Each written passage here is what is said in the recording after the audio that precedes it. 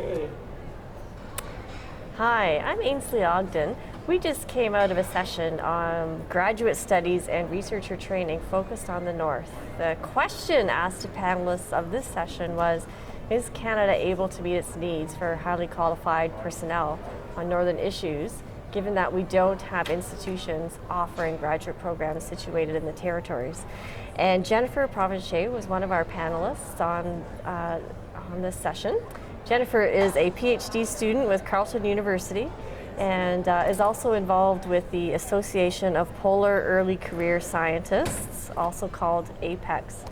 So Jennifer, you had an opportunity to survey your members about this question that the panel was talking about.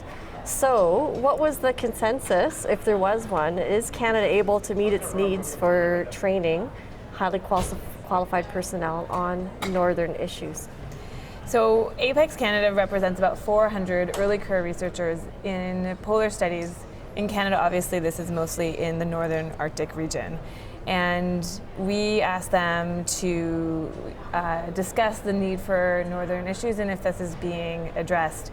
And overwhelmingly, the answer was it's complex. Mm-hmm. And so about 33% of them said, yes, we need universities in the north to meet our need. 33% said no, and 33% said maybe. But the overall theme throughout all of them really was that this is a complex issue and that traditional university postgraduate programs that we're used to in the South just really don't fit in a northern context. And we need to think outside of the box and come up with some more innovative education policies in order to meet both the needs of the North and the South in the North and the South. Mm-hmm.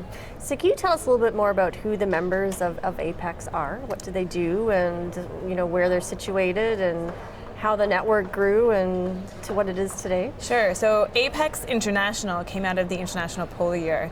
And so when the International Polar Year was forming in 2007, 2009, there was a youth steering committee. And that formed into APEX International. It's been really a word-of-mouth, grassroots organization. And APEX now has gone from a few key members sprinkled around the world to 4,000 members in about 73 countries. Mm-hmm. So APEX also has a national chapter within Canada. And so we have about 400 members that are part of APEX Canada. And we, although the word scientist is in our name, it's actually probably more appropriate to say researchers. And so we cover natural scientists, physical scientists, humanities, social sciences. We're increasingly having young policymakers that are interested in northern issues, polar law students. And so it's really interdisciplinary and a really collaborative group of students. Okay. We have members in all of the provinces and territories. They're majority situated in the South, but we do have a large number of APEX Canada members who are in the North, both of Aboriginal descent as well as non-Aboriginal descent. And again, both in the North, in the South, from the North, in the South, from the South, in the North, and a huge, wide network of people. Right.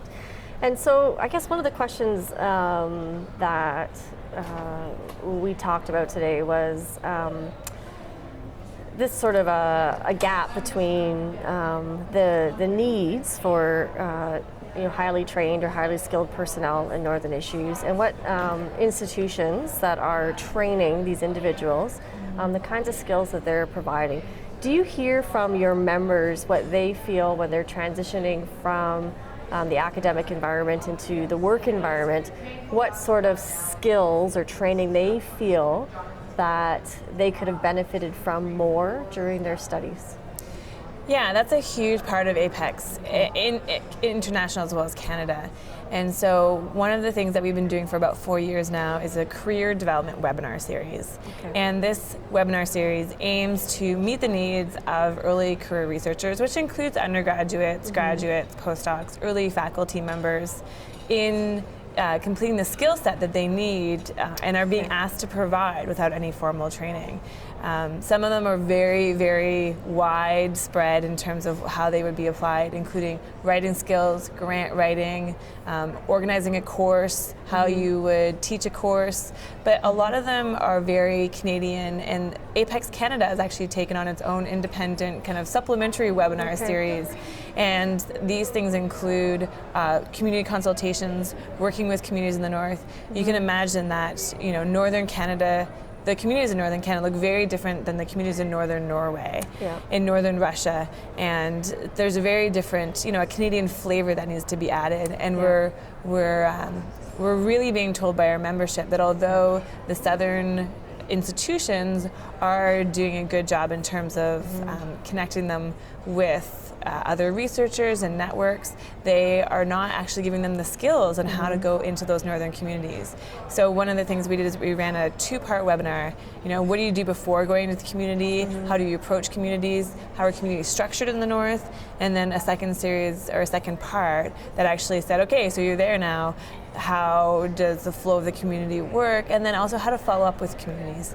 And so that's one that we're really What a great initiative. I mean, here is a gap that's been recognized by this community of early career researchers, and the community is taking steps to develop that capacity itself within its community through these kind of shared learning experiences. It's a great model, I think, for other institutions, perhaps some innovation happening in the north. And it sounds to me like if you are a early career researcher or a graduate student working in a master's or PhD program on a northern issue, it sounds to me like APEX is an institution that you should check out and seriously consider becoming a member of. Yes, okay. Absolutely. Well, thanks for your time, Jennifer, and thanks for participating on the panel. Thank you. And CSPC 2013, it's been a great conference.